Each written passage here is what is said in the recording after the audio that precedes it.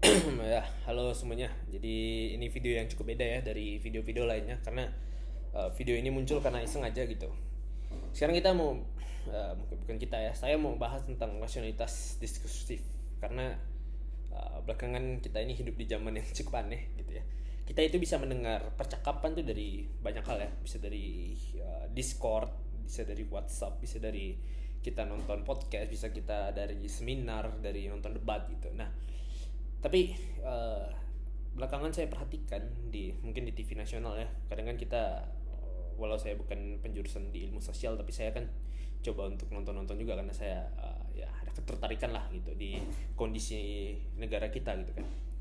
Kalau kita perhatikan baik-baik, sebetulnya apakah yang ada di TV-TV itu adalah suatu percakapan gitu, atau sebenarnya itu cuman dua orang yang sedang berteriak satu sama lain dan menunggu gilirannya aja gitu. Karena terkadang percakapan tuh kan ada makna dan ada tidak makna gitu ya.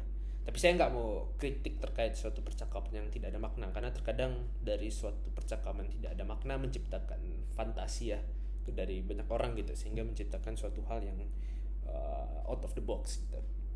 Nah, sehingga muncul di pertanyaan di kepala saya, apakah sebetulnya ada perbedaan gitu antara percakapan dan juga satu kata nih yang mendekati gitu, berdialog gitu.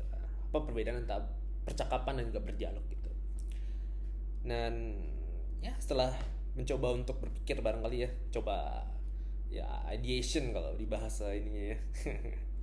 Itu ada suatu perbedaan yang fundamental sebetulnya dan sangat berkaitan dengan cara kita untuk hidup gitu, cara kita hidup bersama. Karena kan ya suatu society dibentuk dari suatu percakapan gitu kan, bukan kata saya ya, kata otak saya gitu.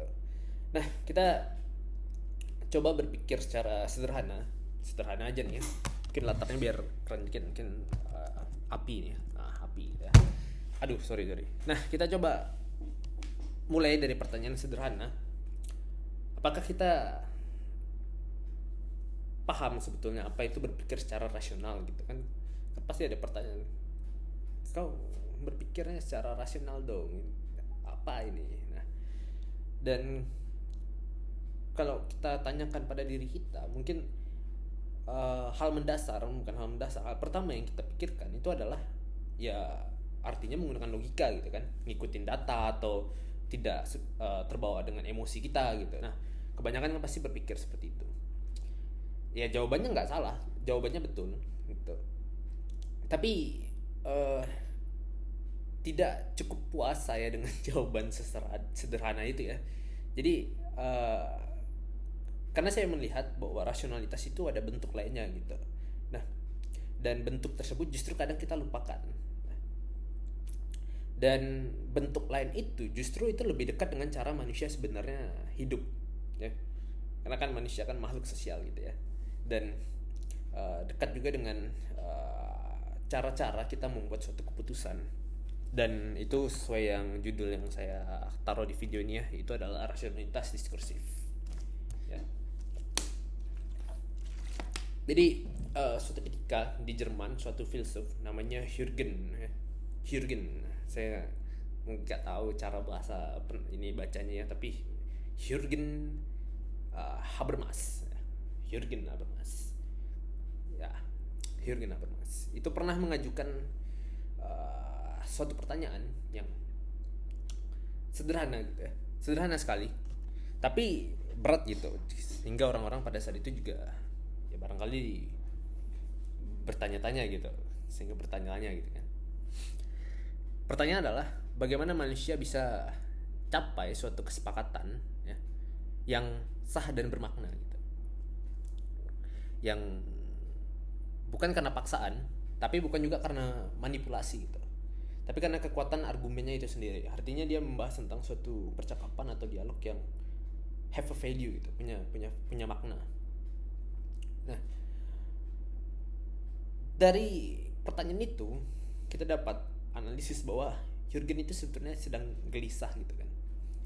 Dia melihat dunia itu, atau barangkali kita bicaranya untuk konteks zaman sekarang ya, dunia modern itu telah ngisi mengisi ruang lingkup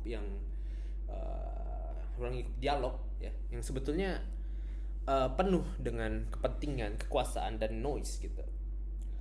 Artinya kalau kita lihat di televisi sekarang itu kebanyakan ya pastinya narasumbernya itu terkadang nampak jelas gitu tanpa kita perlu tahu. I know but I cannot prove it.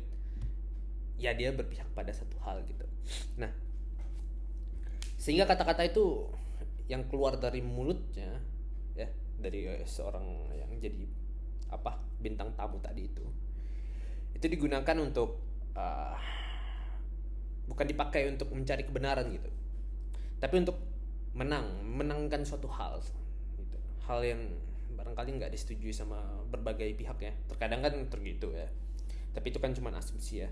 Asumsi kan harus punya dasar, saya nggak mungkin mengatakan satu merek gitu. Nah ya, jadi untuk menang, untuk mengontrol, dan untuk menjual biasanya. Dan dalam kondisi seperti itu rasionalitas tuh perlahan hilang gitu dari posisinya ya. Kita kehilangan rasionalitas dalam pembicaraan publik kita karena ya berbagai kepentingan tadi itulah ya. Dan sehingga kita sampai pada rasionalitas diskursif gitu, yang lama-kelamaan itu mulai menghilang. Seperti yang saya bilang tadi, bentuk rasionalitas yang lain. Pada dasarnya saya tuh mau berkata seperti ini loh, kita tuh sebetulnya nggak bisa berpikir sendirian menuju kebenaran ya. Karena setiap pandangan dari kita itu sebetulnya subjektif ya, tergantung dari kacamata kita melihat ya. Kalau Anda dokter, Anda lihat orang kejang ya berarti dia sakit gitu. Tapi kalau Anda teknisi listrik, mungkin Anda melihatnya ya dia terkesetrum gitu. Artinya ada subjektivitas dalam melihat sesuatu, dalam melihat sesuatu gitu. Kebenaran nantinya itu bersifat intersubjektif ya. Artinya ia tuh lahir dari pertemuan antara perspektif yang ada nih ya, yang berbeda-beda nih, yang masing-masing tuh membawa kalau dalam ruangan yang gelap ya cahayanya sendiri lah. Artinya Anda kalau gelapin ini, Anda matikan lampu ini ya berarti satu pemahaman Anda muncul ya, terang lah dia di situ. Artinya Anda mendapat penerangan gitu kan, dapat ya, Anda paham lah maksudnya saya mau katakan gitu kan. Nah jadi tapi dia bukan suatu yang relatif ya, relatif bukan yang relatif gitu. Artinya bukan semua pendapat itu sama benarnya gitu ya. Tapi justru kebalikannya. Jadi ada keyakinan bahwa ada standar yang bisa kita sepakati bersama, yaitu kualitas argumen ya, dan bukan siapa yang menyampaikan. Artinya misal dalam Indonesia, kasus Indonesia ada yang namanya feodal gitu. Kalau Anda presiden maka Anda berbicara ya udah pasti benar gitu. Padahal salah gitu kan. Suatu argumen mesti kita lihat tanpa melihat siapa yang berbicara gitu. Kita harus nilai berdasarkan kualitasnya. Ya walau cara kita menilai pastinya tetap subjektif karena kita punya pandangan-pandangan yang berbeda gitu. Tetapi setidaknya dan sebaik-baiknya kita tidak melihat siapa yang berbicara gitu. Nah, sehingga filsuf zaman tadi, Hürgen itu, dia nyebut kalau ada yang suatu hal yang kita bisa sebut sebagai situasi wicara yang ideal, yaitu sebuah kondisi di mana setiap orang tuh bebas untuk berbicara gitu, nggak ada yang dikecualikan, tapi ya tidak ada tekanan juga gitu, nggak ada pembatas, tidak ada friction gitu, yang pada akhirnya yang menentukan adalah kekuatan argumen, bukan kekuatan sosial. Jadi ya itu tadi lah ya, kita membicarakan sesuatu di publik memang butuh suatu rasionalitas. Rasionalitas itu dinilai bukan karena siapa yang berbicara, tapi memang kualitas argumennya itu. Nah, tentu aja di kondisi yang ideal sangat jarang terjadi di realitas gitu. Kalau kita lihat ya tentu kita tahu itulah ya. Misal di ruang rapat itu kan yang paling banyak vokal itu kan belum tentu benar gitu ya. Di parlemen yang menang itu belum tentu yang paling masuk akal, karena ya seperti yang saya bilang tadi lah ya, di media sosial yang viral juga belum tentu yang paling jujur gitu, karena semua hal itu subjektif. Nah, tapi justru dari semua perbedaan tadi ada titik pentingnya, itu adalah pentingnya konsep dari apa yang kita bicarakan di video ini, yaitu bukan tentang deskripsi tentang dunia bagaimana adanya, tapi tentang standar normatif gitu yang ada di pikiran kita masing-masing gitu.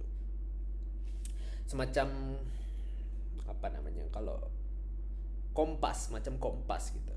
Jadi sesuatu yang kita tuju, bahkan ketika kita tahu, kita mungkin ndak nyentuh gitu, ndak akan nyentuh ke sana gitu. Nah, jadi intinya yang ingin saya sampaikan adalah ayo kita berpikir sejenak dari awal sampai akhir gitu ya. Kadang kita ngapain gitu di rumah, mungkin di kampus gitu, atau di grup WhatsApp atau di mana aja gitu. Apakah sebetulnya kita masuk dalam suatu percakapan atau dialog itu dengan niat untuk mendengar gitu, atau sebetulnya kita tuh hanya mau konfirmasi apa yang udah kita yakini aja gitu. Nah, jadi ya barangkali kita berpikir terkait dengan hal itu lah ya. Nah, kadang kita juga kemudian membatasi diri kita dengan enggak, masa dia ngomong kayak gini sih. Jadi kadang kita harus mempertanyakan apakah kita tuh sebetulnya membiarkan argumen yang bagus tuh tidak diterima masuk ke kepala kita, karena kita mencoba untuk defend apa yang udah kita percaya. Jadi saya kembali ya, kritik pemikiran diri sendiri ya. Nah, jadi atau juga bisa juga dalam suatu kasus kita mencoba untuk justru mencari celah agar orang itu salah gitu. Pemikirannya kita coba kritik. Mungkin kritiknya bagus ya, tapi maksudnya yang tidak adil, isi pikiran yang tidak adil itu biasanya menggunakan kritik untuk sebetulnya ya, menjatuhkan lawannya aja gitu. Artinya ingin menyerang aja gitu. Jadi kita mesti pertanyakan hal-hal seperti itu.